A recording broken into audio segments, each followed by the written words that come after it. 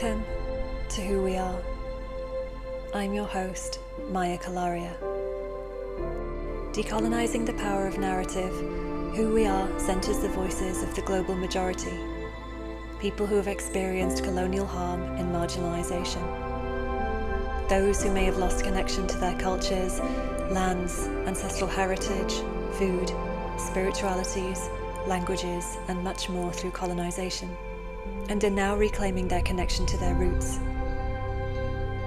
This is a living archive for stories of struggle, hope, and healing from systems of oppression. It focuses not on what we do, but on who we are, a bridge between the legacy of our ancestors and those who come after us. So let us bear sacred witness to the stories that have silently lived inside our bodies. Stories that long to be told and heard. This is who we are.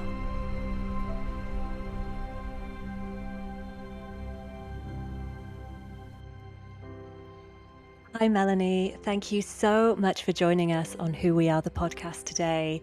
It is an absolute pleasure to have you here. Thank you, Maya. It's so great to connect. I'm so excited for our conversation. Me too. And we've got a big one today. I feel it. I feel that there's going to be a lot to unpack with this one. And I wanted to start by asking you to share a bit more about where your ancestors come from, where your family come from. Yeah. Both of my parents are from Peru. So both of them are Peruvian. And on my mother's side, my grandma, she was from a place in Peru called Ayacucho, which is a very mountainous area. And she actually not only spoke Spanish, but she spoke Quechua, which is an indigenous language that is still very much like alive in Peru. So and then her dad, I believe, grew up in another part of Peru, but then they ended up living, both of them, when they got married, like in Lima for some time. And my grandma was a nurse and my grandpa was a doctor, so they actually traveled all over Peru, living in different hospitals. And so my mom and her two other sisters grew up living in hospitals all over Peru because they would go to either the mountainous area. They were in Ayacucho for some time. They were in another part called Tacna. And then they kind of went back and forth to Lima. And my dad's side of the family, mostly all in Lima, different parts of the city, so big, so there's different sections. So mostly Lima too. And then my parents actually met in Lima before immigrating to the United States. Right, and that's where you were born, the United States? Yes, yeah, I was born in California. Yeah. Okay. So there's already a lot to unpack because of Peru's colonial history, of course. Yes. And so could you share a bit more about the lineages which flow through you, Yes. which echo the colonial history of Peru? Totally. Yeah. So I think a lot of Latin America in general, we have the colonized and the colonizer mix. And so just like everyone in those, I don't know, 2016, 2017 era, we were all doing those ancestries or 23andMe, which is now definitely being sued for a lot of things. DNA, I wasn't surprised by the results because I think it's very much plays to the historical context. So it came out to be 48% indigenous, and then I think it was 20-something% Italian, and then the other 20-something% Spanish. So I think that just showcases literally the history of that. And I think it goes even deeper to even some of the mindsets, right, that still happen today. There's still a sense of as a kid going to Peru, I went ever since I think I started going to Peru in first grade. So I think I was like seven, maybe six, yeah, 7, 8. And so there is that notion of like that proximity to whiteness, that proximity to like you have colored eyes, even though brown is absolutely a color. um, Yes. so it's it's just those things you notice, and so it's just like very active in it today, and I think it comes from this space of just that long, long history of like, well, this is how it was shown in the right way. And even if you go to, I went to Cusco last year, and it was just so interesting to me to learn. I love learning the history. I like always book those tours, like, and I ask questions, and because I think what's been really interesting this time that I went versus I went other times was, one, you're older, so you're understanding these different concepts, but two, I just sense this centering on the indigenous folks, like, that I don't know if I remember that being so highlighted last time. Right. So I definitely feel this like shift of like that embrace of, no, like that was, what happened was wrong. We can't change it, obviously, but we can at least do the acknowledgement of like the power that the Incas had, um, and just even in their ability to do structure so many beautiful things. Like, I think one of the most interesting parts was, they showed us like the Incas would put the rocks, like there was no cement, it was just like rocks that were molded perfectly on top of each other. And we were in I think it was a cathedral, like a church, and so you could see the things that the Incas built, like the walls there. It was by the Coricancha, which is like, was this gold garden just full of gold. um and you could see that that is so, it's withstanding. And then the tour guide pointed out, it's like, do you see that structure over there? It's like, that actually was built by the Spanish, and we have to restore it almost like very frequently because it doesn't withstand earthquakes. It doesn't withstand any of these, like, many, many years. So I think it's so beautiful to acknowledge like the power of the Incas, who understood, who were so connected to the earth and understood its earthquakes and what it needed, right, to withstand thousands and thousands of years, that we still see, that people still go every day to see. So I think that was also just such a beautiful like highlight of that. And I think it's also interesting to be a person that holds both of those identities. The other time I went to Cusco, I went with a friend, and we did the tour in Spanish, and in our group there were Spaniards. And so it was really interesting to kind of see their demeanor like kind of like change when they're like learning about their history too. And so that was like a very interesting dynamic to be in, because there was definitely a sense of like shame and remorse in Yeah. in the space. But then again, like being of those two identities, like I feel like I'm closer to understanding my Peruvian like roots, because just that's who my parents are. But that culture in itself is this combination of understanding those two identities as well. So When you were talking about the Inca structures, I was just thinking about the magnificence of this, of the scientific knowledge that many of our ancestors had, and the kind of hubris and audacity of Western science that is practically a baby, yes. compared to the hundreds and thousands of years that so many indigenous cultures have.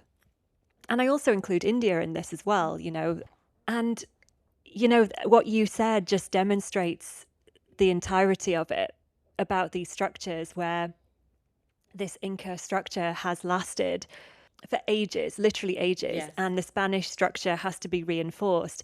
And yet, when the Spanish came over, they treated the Inca people and the indigenous people like they were absolute primitive Yes. beings who didn't have a clue. And yet history has now shown, quite literally through these structures, who had a clue Yes. and who didn't have a clue. Yes. And I love Quite literally. literally, like very quite literally. I think Yeah. as I also get older and I am Saturn ruled as a Capricorn rising, time is such a teller of truth. Isn't it And just? and I just embrace that more and more as I get older, where it's like, of course I'm going to get angry at the things that I'm seeing now, but it's just like time is the truth teller. Yes. And we can see that like literally through these structures, that it's like so wild that, you know, ages now we're like, oh my gosh, we're so intrigued. Like people are centering the Incas now. And I think so. I went last year specifically for Inti Raimi, which is the sun god festival, which they reenact every single year, that reenacts the traveling of all the regions of the Incas. So there was like the people on the coast, and there was like the mountains, and then the jungle area. And so they all reunited, and it was the basically the capital of the empire, the Inca Empire, was Cusco. And so they would gather there to get a message from the Inca, and they'd have these spiritual like awakenings, right? And see like kind of predictions for the next year. And it's just such a beautiful ceremony. And it's very, very interesting because they do it every year. But that same time during that year, there's a Catholic event, or just like a like, you know, just a saint or something is celebrated, but they like Cusco always celebrates the Inti Raimi. So to me, that is also a sign of like we're not being erased, like we're not going away Yes. from doing what we've done for thousands of years. And so, and people travel from all over the world to see this, because we were sitting next to people from like Japan, from different parts of Europe, right? Like, so it's a very spiritual ceremony, and it was just so beautiful to hear the music, like the specific even wardrobe that each region wore. They didn't sacrifice a real llama, but they did the reenactment of how they would like sacrifice. And I think something that I always think about very often is that the Incas actually sacrificed the black llamas because black to them was purity, versus what was westernized and came in like white, right? Is Yes. purity. So I think that's also something I think a lot about, is how we've all adopted this mindset. But it's like, when you think about it, like where did it come from, or where was it like imposed on? Yeah. Yeah. Gosh. I mean, we've kind of just gone straight into it, and I think this Catholicism part is really, really interesting. And I wanted to read something out very briefly. And it's only from Wikipedia. It's not something that I've had to like dive deep to find, but I think it's just very striking. And it says, with the conquest started, the spread of Christianity in South America, most people were forcefully converted to Catholicism, with Spanish clerics believing, like Puritan divines of English colonies later, that the native people had been corrupted by the devil, who was working through them to frustrate their foundations. It only took a generation to convert the population. Mhm. They built churches in every city and replaced some of the Inca temples with churches. The church employed the Inquisition, making use of torture to ensure that newly converted Catholics did not stray to other religions or beliefs, and monastery schools educating girls, especially of the Inca nobility and upper class. And that just really struck me because of the torture of bringing in and imposing upon a people a faith which you have to use torture Mhm. to impose. You have to use fear and pain and death to impose a spiritual belief, and just the repercussions of that within the Peruvian culture Mhm. and the trauma that is still, of course, must still be held. Yeah. when it comes to the people and how these two forms of kind of spirituality kind of dance with each other or have tension with each other. And yeah, would you like to speak to that a little bit more as well? Yeah, I think as you said that, what comes up to my mind is my mom's side of the family. So my grandma being from Ayacucho in that more like mountainous kind of indigenous area and her speaking Quechua, it's just really interesting because she named all of her daughters like Maria, like it's like Ana Maria or Maria Teresa, or because it was again that Catholicism and that religion part.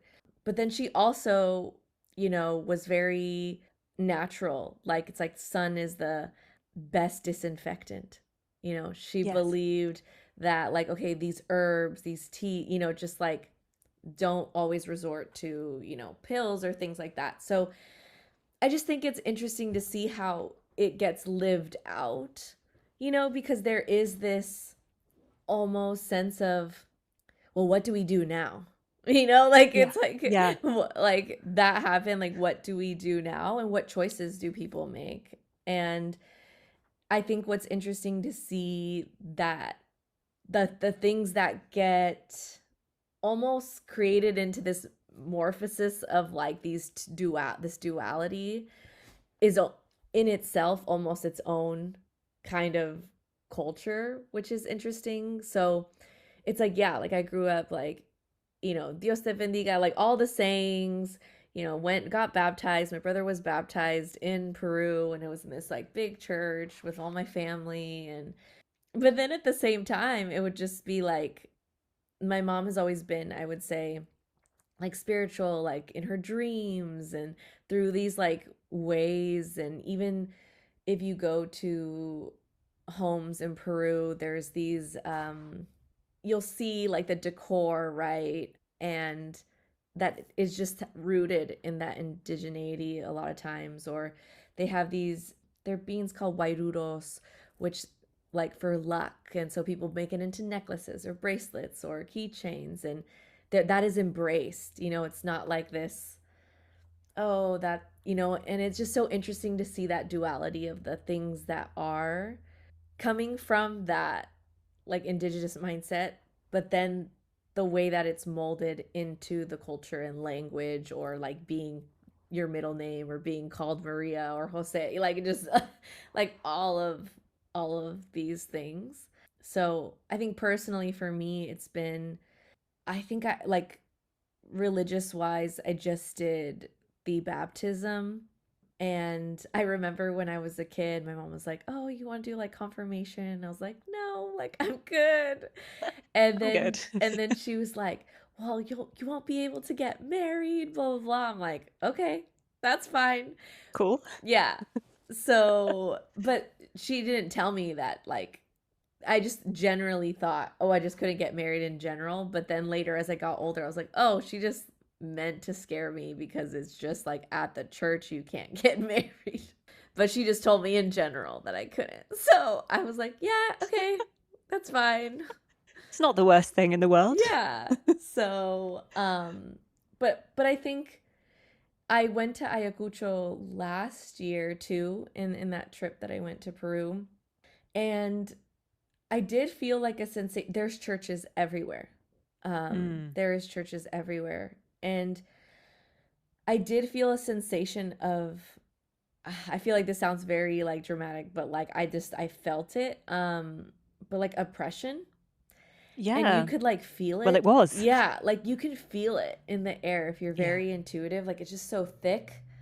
Yeah. Um, and it was very difficult to like walk through those spaces because it just felt like people didn't know their full power. And I Yes. think that was really, really hard for me, just to kind of like embrace that. And then also thinking about my grandma, she was also one of, and I don't know if she felt that, but like she was one of, I think, five children, and she was the only one that left Ayacucho to study. Right. So there's also this kind of part of my lineage that I'm like, I'm so curious, like, what made my grandma want to leave, or like what sparked her, like, I want to find out what's in other areas, because what I gathered or understood in that space, just like feeling wise, was it's kind of like, this is, we stay here. Yeah. And it was also very interesting because as that same day that I was there, there was like some sort of religious celebration or some sort of saint kind of thing going on. But then at night, there was this the cutest, smallest, but just so powerful LGBTQ parade. And I just thought that that was like such a just position, like just that. Yeah. I was I was just crying because it was so beautiful to Oh, watch these young people. It was young, like all young people, and it I was love like it. this duality of like there's this church and people like preaching outside and gathering and all stuff, and there's just this group of people marching and like waving flags and with so much love and pride and like dancing. And I just felt like it was like this rebirth. I don't know, it just got me very Yeah. excited because I think in general the positives of having internet or social media, it's like this connection to everything that's going on in the world. And I just feel like the young people are really embracing parts of themselves and like standing up in the spaces that they're in. So even if they grew up there, right? So that was really, really beautiful to see and acknowledge, because I think that there is like more shifts to come. And then also in the 80s, I believe is when it started, there was the Communist Party who was like going against the government. And that's when like all this like terrorism started happening. But that revolution was born in Ayacucho.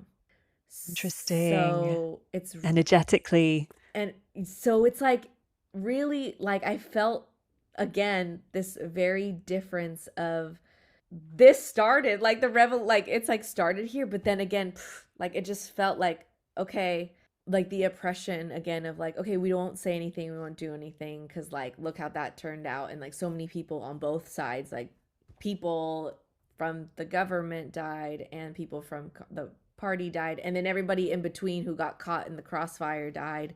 So there was Oh, like a lot of pain there. So it was almost like I feel like okay, now it's all kind of shut down in that sense. That's how I felt at yeah. least. And I could just be so wrong, but like I think I'm just speaking to my experience and the energy I guess I felt there.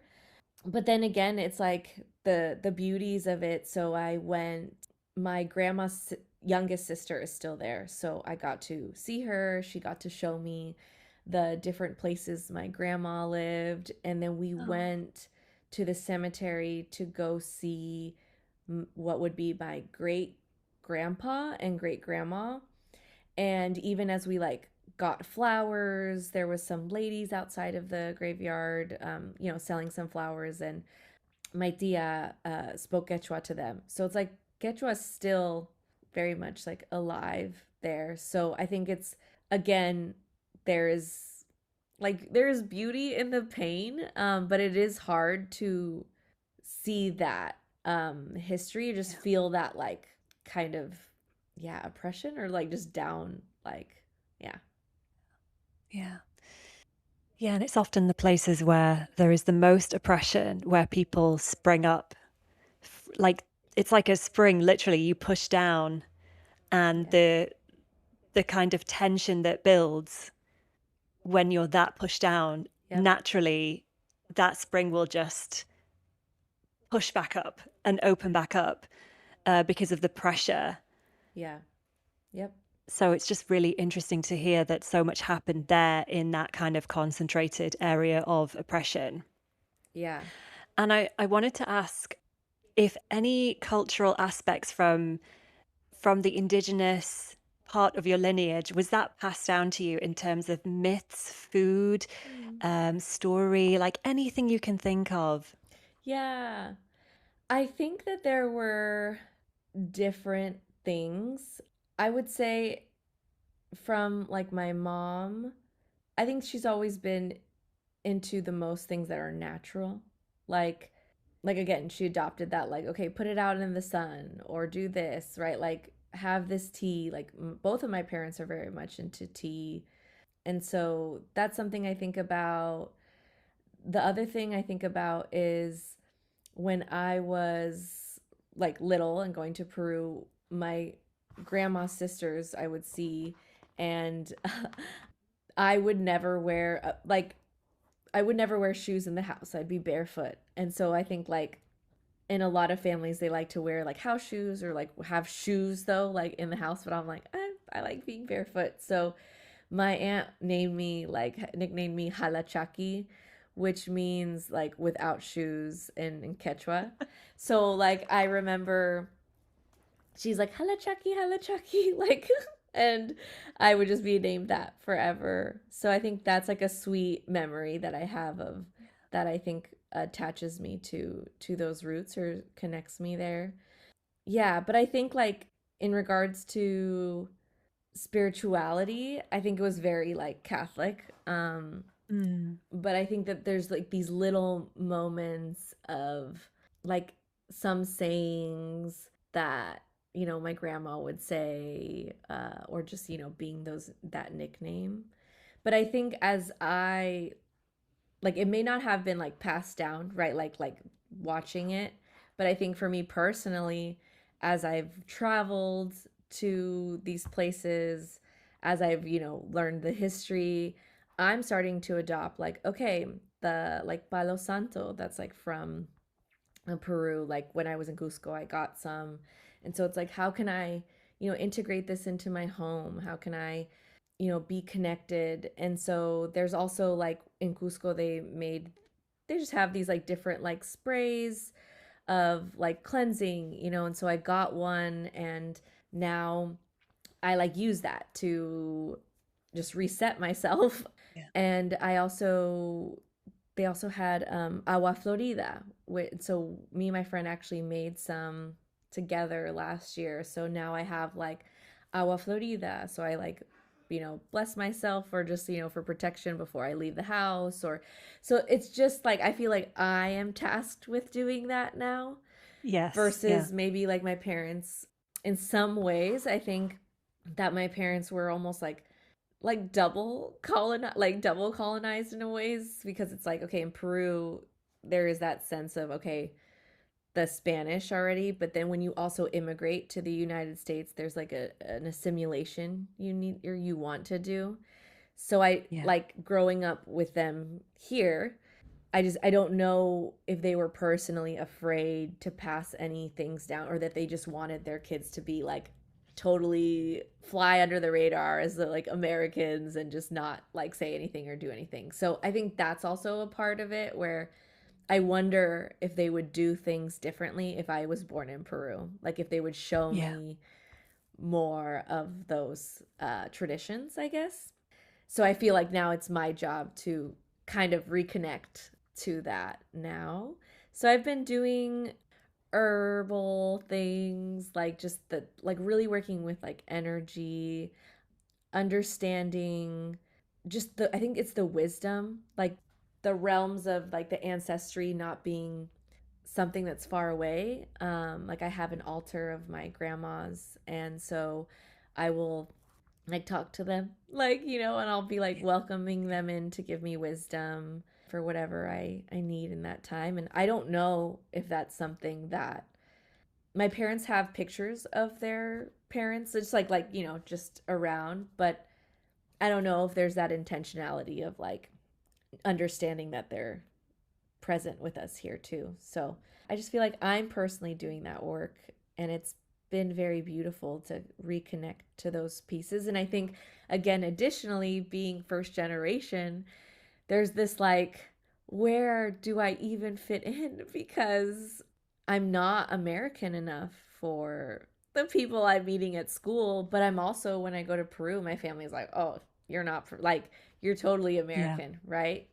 So it's this somebody said, I think it was Dr. Caroline actually, when I attended an event that she spoke at, she was like, because there's a saying that goes in Spanish, like, ni de aquí ni de allá, which means neither here or from there.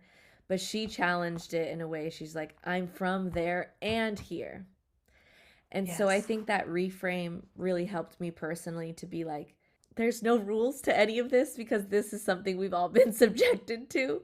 Yeah. So, like, I get to decide now, like, Yes. you know, Yes. how I want to do this. And it's like, yes, I am from the United States and I am from Peru. And that can be combined how I see fit. You know, like I can make that how I need to or how I want. And I can also, the liberty to be curious. I think that's also been a huge unlock for me is I might not get it right, you know, and I think that's where I really, whenever I go to Peru and travel and do those tour guides, it's like I really want to understand and be curious about these things because there is parts of me that feel so connected to some of those practices or yeah, like so my mom's side being in the medical field, like the Incas would use the coca leaves as anesthesia for surgeries.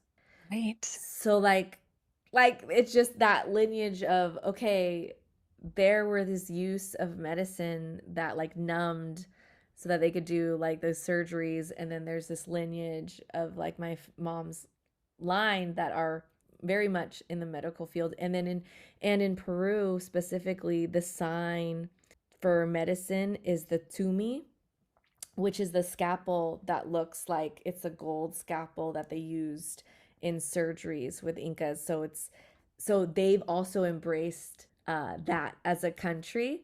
And my mom, like at my grandma's house, they had like doomies, and then so like even at my parents' house, they have a doomie, and my mom always associates the doomie with her dad, who was a doctor and had all those like symbols around growing up because there's again that connection of the Incas used multiple herbs for medicine or surgeries and medical discoveries. So I love that. I love that these resurgences are happening and being treated as sacred again yeah, after so many years. And I wanted to ask you about how you discovered what colonialism was, because for some of us, it's something that was always spoken about, and our parents or our grandparents just kind of openly spoke about it. But in most cases that I have heard of through these conversations, whether on the podcast or whether outside of the podcast and just in my own experience, these things are often not spoken about. Simply, well, not simply because, but for many reasons. One is our parents themselves were not knowledgeable about what happened in their own history because their parents and their parents before them did not speak about it. And also, it's not something that a lot of us are taught in our national histories. And so I wanted to ask you how you came to understand what colonialism was and how it impacted the history of your people and your land of Peru, and whether your parents or your family members were part of that conversation at all, or whether it came from external sources. yeah, great question. It definitely didn't come from my parents. Right. So I'm like the many, I think it's uncomfortable. Um, Yeah. I think many people don't want to do that, diving deeper, because it Hmm. actually it could be very dark and scary, and then also it could be facing some of your lineages of the people that did horrific things, and maybe that's in mine too. Like I'm not immune to that. Like I am, like whenever I travel to Peru, I am lighter like in complexion, right? So there's these like Mm. privileges that definitely I have to embrace and acknowledge that other people don't have that privilege. And that and like the like anti-blackness, like the closer you are to being darker, there's all of that still very Yeah. prevalent in the culture. But I think it's like whenever I talk about it with my parents, it's like, oh, well, that already happened. Like, what can you do? Like, oh, da da, Classic, yeah. And I'm just like, It's in the past. yeah, like, and it's like, you are Spanish too, and blah, blah, blah. And like, almost like priding in that more than the indigenous parts. And I'm like, going back to the beginning of our conversation, I'm like, I'm proud of the people that built the thing that lasts for literal ages Yes, than exactly. like some little dinky structure that is getting freaking rebuilt every other year because of these earthquakes and the movement of the terrain of the earth that we live on. Literally. And so I think it's just so interesting to see, maybe even in their environments, of like, I'm wondering like, how was it presented to my parents in their, when they were in elementary school, right? Like, and Exactly. so it just, I think, is an effect of like, I don't know how they were taught, but I can probably bet if it was anything like how they taught us here about the United States history and really glazed over the enslaved history, then Yeah. it's probably something that they didn't really cover as much as they wanted to. They kind of wanted to sweep past that. So Yeah. I think for me personally, it had to be through, so growing up, I grew up in a pretty like small-ish town in the East Bay area. It was predominantly white when I was growing up. So I think for me, it was like this shame that I felt, because it's like people would always be like, "What are you?" And I'm like, "What?" Like it was just being that kind of like spectacle to people, because it's like I didn't look like other folks. And so I think I hid it for a very long time, where I was like, let me try if I can just, blend in and wear the airy stuff, Abercrombie, whatever things. And then I got to college, and I think that's really where it kind of like broke for me, because it was actually during a trip to, I went to the Philippines because part of my major was having to do like humanitarian work for internship. So when I was there, I worked with children, and there was this girl who like just like took a look at my arm, and it's sunny, right? Like, and even when I was walking around in the Philippines, like the women would be like, "Oh, use the, like, you can borrow my umbrella. You don't want to get dark, And I'm like, "Ah, I want to get, like, it's all good. Like I'm good." And so I was like out in the sun a lot, so I was like tanning too, or getting darker. And she like grabbed my arm, and she was like, "Ate," which means sister. She's like, "You're brown like me." And that moment, I think like something shifted in me, where I was like, I've been ashamed of this part of me. Like this, like, whether it's like, my coloring, or just like my darker features, not having green eyes or blue eyes, or just all these things that I ever, blonde hair that I wanted as a kid, right? And but something like spiritual happened in that moment, because it was like, this is actually a huge gift, to be able to be literally across the world, from like Peru and the Philippines are not close at all, but I can relate to people across the world simply because of what I look like where I come from. And I think that was the gift that made me unravel these pieces of embracing my Peruvianness, like whatever that meant for me. Embracing that I spoke Spanish, because I didn't even want to tell people that I knew Spanish. Like it was that moment that it was like, this is actually the most powerful thing I have. And this is actually the largest gift that my ancestors could give me. Like, my ancestors get to travel to the Philippines and connect to somebody from the Philippines right now. Like, that is because I think, and as I'm getting older and realizing, and I know we've talked about this, it's like, I'm also, as I get older with time, realizing like, we're all just cousins. Yeah. Yeah. We're Yeah. all just cousins who've endured similar, for you, it's the British, right? Like that, like, The British. Yep. and so, Same old shit. yep. Like same, like in their museums, they have all your shit. Like in the Spanish Yep. museums, gold from They have Peru your that ship. they didn't return. Yep. Like, it's very, very similar into a lot of these countries to understand that we're just all cousins in this. And then like seeing the adoption too of some of these things, like machismo and the patriarch, like, okay, the norms in the family of the men are on the couch sitting watching whatever game that they're watching while the women are all chatting and cooking and cleaning, and it's separated. Like, Yes. that happens in a lot of our families, and Yep.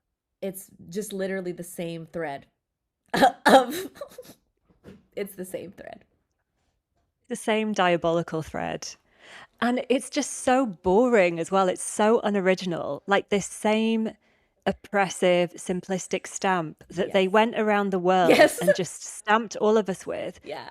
And it's just so fucking like, could Boring. there not have been some original? Yeah, it's so boring. It's like men rule and you need to be as close to white as possible and you people are stupid and Yep. we're going to tell you what's right and what's wrong and Christianity, white Jesus, like it's so like tedious. It's the same old story. Yep. Like, whoever I've Yeah. spoken to, it's like it comes down to the same old like oppressive, boring tactics. Yes. And then you look at the cultures that they stamp this on and you're like, holy shit, like the level of genius, the level of magnificence, Mm-hmm. the level of like divinity and diversity that was like either eradicated or pushed underground Yeah. is just it's a crime against humanity on like a level that we can't even imagine. We can't even begin to put words to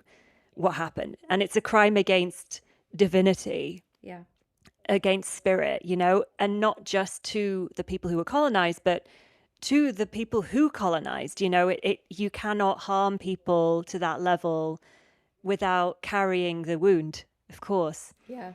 And of course it's complex because with especially with South American countries, like that is a huge part of the issue that people are now waking up to, that they kind of carry these lineages and it's not so clear cut as I was colonized and Yep. and I even with, as you were saying about the parallels for Indian people, it may have been a slightly different story where there's not such a huge and obvious mix of colonizer and colonized, although there are some, but it's not as kind of prevalent.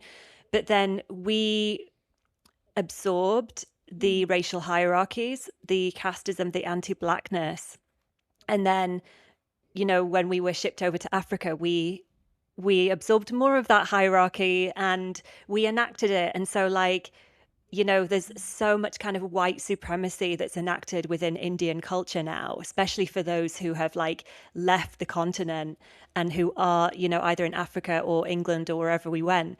It's like the level of anti-blackness is like horrific.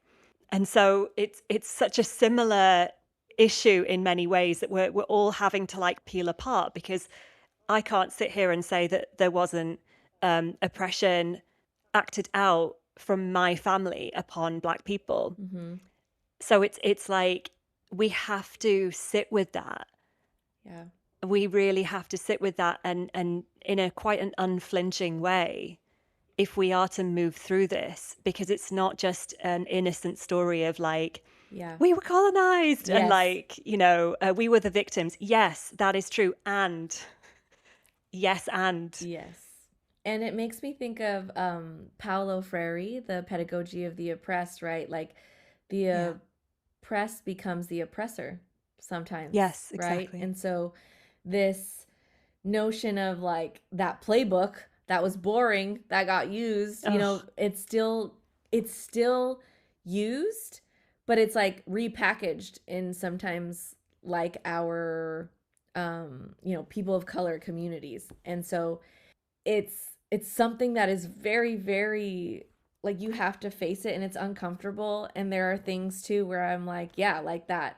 I think I went through like a process of, I have to acknowledge that as much as I want to honor my, the indigenous part of me and like all of that, it's like I still operate. I'm going to show up to spaces with more privilege than my other cousins that might be darker or who may have different features than me, right? And I'm Yeah. just going to get treated differently. And that's just something I have to like understand. And Yes. and it's uncomfortable, right? Because you're like, "Oh, well, I don't want to, but it's like, yeah, I can, and I could do harm too. And how do I Yes. not do harm? How do I be more aware of that in those spaces? And I think, again, even layered with, I'm in the United States, so then there's like all of these different communities. And so, like, how do I make sure I'm not showing up to those communities in harm as well, too? Yeah. Yeah. Yeah, you've said it so well. It's acknowledging and understanding that we carry certain privileges. And as much as we talk about decolonizing, are we actually embodying it, and are we using that privilege that we have to open doors to Mhm. do the work as well? And sometimes we will get it wrong because we're human. And the level of like lateral harm, and this is something that I'm kind of researching more at the moment, the level of lateral harm that happens in so-called decolonizing spaces is a huge, huge issue because people understand the concept intellectually and they can use all the keywords, all the things we've just said, right? Yeah. But then they could walk into spaces and cause like serious harm to people who are also in the decolonizing space. And so unless it's literally embodied to the point where it's uncomfortable, people are willing to sit in that discomfort, it's so easy for the oppressed to keep being the oppressor and not even realizing. Yeah. And I keep seeing this over and over again as the buzzword of decolonization becomes more and more prolific out there.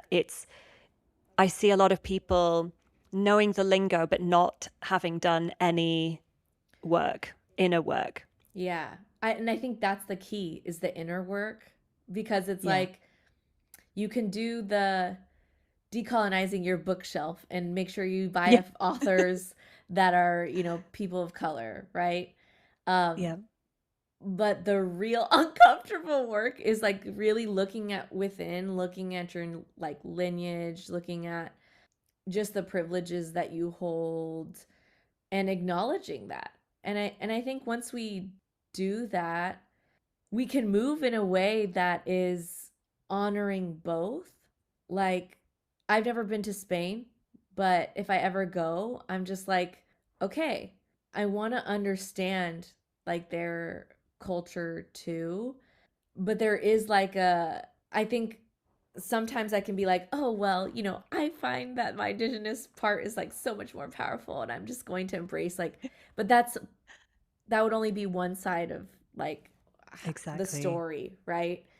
and Yeah. and then and then it could be vice versa. So maybe like my parents generation age, they're like, oh, I'm embracing the Spanish side, oh, like, so it is this like very, I think humans also in general, we don't want to compute like No. so much nuance. Like we're just like, oh, you're this or you're that. Like it's so much easier, but I would argue that the journey is so much more beautiful when you embrace all of that depth in both of those sides, is because I got to like feel in my body the icky parts that I had to face, you Yeah. know, just being in rooms or getting different opportunities or that someone who is darker than me might not have. And like that is horrible and horrifying. That's what I just did, a Yeah. horrible. I um mean, that makes sense yeah, to me. Horrible. horrible. And so, but now like that, I'm like, even at work, right? Like if I'm able to open a door, like I'm going to do that, especially for Yeah. people who are like first generation or just trying, like it's like I understand those pieces. So it's like, how can I leverage what has been given to me to really make that impact across? Yeah, so I think it's very uncomfortable, but it's almost like once you get over the uncomfortable, it's you just see so much more beauty because you see humans in general as complex. And then as you see that complexity, I also feel like my internal rage has like just kind of come to this not like total acceptance, like, okay, step over me, whatever. But there is this like, yeah, we're complicated. Because then Yeah. I will say too, like, there was to every empire too, it's like, the Incas had their own system of the lower and they would Yeah. kill them off too. It's like it's not perfect. Yeah. Like it's also not perfect cuz I think in humanity there is this need or desire of this power, right? So and that Yes, of goes course. through Yeah. ages. But I think that there is this healing that you do to your own self and then more compassion that you're able to see in people, and then you're like, let's do the work now, like we have to Yeah. collaborate. And I think that's where growing up, or even the last, I don't know, 10 15 years, it's been like, okay, you can be proud for like gathering in your specific areas, right? It's like, okay, the Latinos here, like the Asians here, like, but now it's like, okay, we've done our separate. Now it's about the connecting the dots. Like we are Yes. cousins. We are it's like cuz we've been in these secluded places or silos for so long. We're not going to get anywhere for like this society to move forward if we're not connecting the dots of actually what's truly connected to each Yeah. other, because that's exactly what like that playbook for many many many many years wants to do. Because something that, now that I'm thinking about it, came up when we were in Cusco, is the reason why the Incan Empire fell, or one of the reasons, and this is like from a guide because there's like different perspectives or whatever, but they said the Spanish use this tactic where they basically were the person that said, "Hey, this other Inca here wants tells me that he wants to be more powerful than you." And so then they captured, like, or basically they were like, "Oh, we can help you be the king, you'll be the one, blah blah blah." And so then Of they course. killed the other one, but then they captured the one that they convinced and ended up ruling. And so it's just a mind fuck of that. And I think that's where it's the same thing with these silos. It's like, oh, Yeah. well, we don't, kind of, we don't want to learn about them, or we're just going to stay here. We feel more safe. Like, it's like, no, like, we need to gather together because they're doing that same playbook. It hasn't Yeah. changed. It hasn't changed. One bit. Well, that divide and conquer, I mean, that was used by the British. It's used now in our politics, in your Yes. politics, Oh, yeah. in everyone's politics. It's the same shit, divide and conquer. Yeah. We see it here in England with the between the working class people and the people of color. Mm. The elite tell the working class people that us immigrants came over to steal their jobs. No one tells the working class people that us immigrants came as a consequence of what they were doing Yes. in our countries. And we didn't just magically up and leave India and go, you know what, I'm going to leave this beautiful land of my ancestors, full of depth and cultural heritage, to just go to this random little island like in the north because they're so much better than us. Like Oh, that didn't randomly happen in a silo. Like it happened because of years of colonization. And yet they are still deliberately hiding that history and not telling the full truth, and then using that as a tactic to distract us, these groups that actually they know that if we united, their time would be over. yep.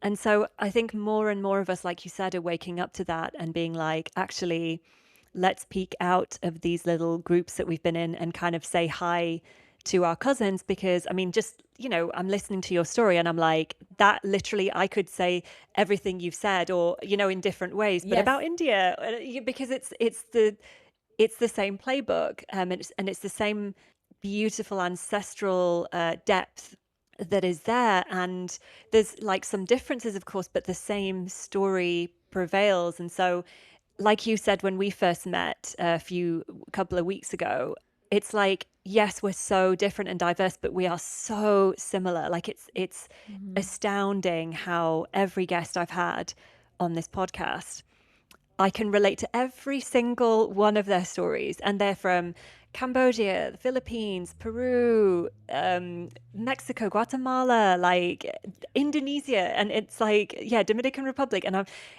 it's like the same. I feel like I'm talking to my sisters Yeah. and my cousins, because I am, and so are you. Yes.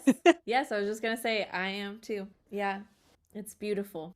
It's beautiful. And I think that's such a lovely note to kind of start kind of ending. But I wanted to end by asking you and this is a big one, so you don't have to kind of, you can say whatever comes to you, whether long or short, but what kind of world would you like to leave behind for our descendants? I love this question. I I want to leave a world where they have access to understand who they are and embrace the power that they have within, and also to literally just embrace curiosity. I think Yeah. that is something that, as first generation children, like, I don't know if you felt like, because my parents were so focused on stability and getting the Yes. things that they needed, it was projected onto me of like, you got to get that degree so then you get that job and then you do this, and like, it was very out of a fear movement. And so I just grew up like, okay, I have to succeed at everything. Like, I have to, you know, get a good grade on every exam. I have to get the job to get like the income, and then I have to get the this and then the degree and the house and the, cuz that's what stability looked like. But now, as I'm 34 today, like, Yay. I I'm just embracing that curiosity that that little girl never had. And so it's like I Yes. literally just signed up for a cake decorating class, and I've always like loved, I worked at Cold Stone Creamery, which is an ice cream shop, and we would make cakes, and I'd love the like decorating part. But I never like pursued those things for curiosity's sake. And I just hope that this generation that I leave behind, or like this world that I want to create for them, is that they can feel the whimsy and the curiosity and just get Yes. lost in time, in nature, like just reading a book by the tree, like that they're not caught up in this what's next, I'm going to get left behind kind of things. And I think especially with all these movements in technology and AI, it's this like, it almost honestly reminds me of that whole structure thing of like the Inca structures and then the Spanish structures, where I'm like, time will tell the truth of what all of this will be. But I Yes. think if one thing, it's like I look at nature and I'm like, this has been doing its thing for thousands of years. The beginning of Like, time. yeah, Yeah. like, so these plants decide when they're ready to bloom. These cycles are just going to do their thing. So it's like making sure to embrace and be connected. And I think like even the Incas, something, and I have it tattooed as like the Andean cross. They believed the, like the trilogy of the snake represented the underworld and like the rebirth transformation. The puma represented the earth, like everything that was around. And then the condor represented the spirituality, the above, the gods. And I think that, I just hope that we lean into these very ancient ritualistic like practices and understand that we've, like, our human body has been connected, is ancient. Our human body and how this functions is ancient, but that the earth that we partner with for that time is also ancient and has done cycles. So I hope we learn from that and connect to her. I couldn't agree more. Thank you for such a beautiful answer. And I really agree with you around the concept that you began talking about at the beginning of the podcast, which is time will tell, time will show the truth. I'm a firm believer in that as well. And to work with time, the cycles of time, the natural cycles of time that, like the plants have and that animals have, they just know instinctively when it's time to be reborn, to die, to flourish, to wane. And like you said, with the cycles of technology, we've been disconnected from knowing those natural cycles. And actually, we flourish more when we just let go a little bit and have the whimsy and the joy of just being in that moment and letting time do its thing, because there is such wisdom there when we kind of trust in that. So, oh, thank you so much for such a beautiful and rich conversation. And was there anything else that you wanted to share before we end? No, just thank you so much, Maya. You hold space so beautifully, and this has been such a beautiful conversation. I appreciate what you're doing here. Oh, that means a lot. Thank you. And until next time, I will see you then, and have a wonderful birthday. Thank you.